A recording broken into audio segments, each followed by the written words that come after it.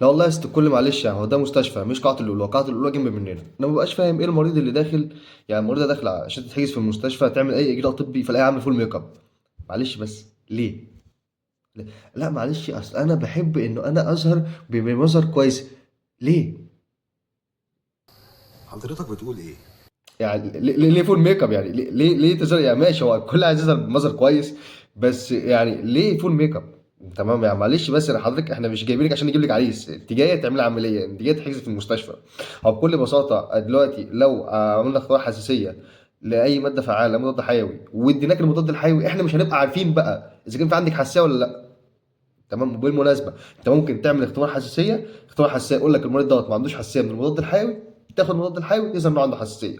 طب حضرتك عامله فول ميك اب، انا ازاي هشوف الوش؟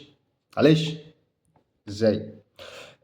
طب ماشي، طب والله بيبقى في حالات تمام بيبقى الدساتير بتاعتهم دخول وخروج، دول بيجوا على العمليات على طول، فتخش تشوف الحاله اللي جايه لك فول ميك اب، خير حضرتك.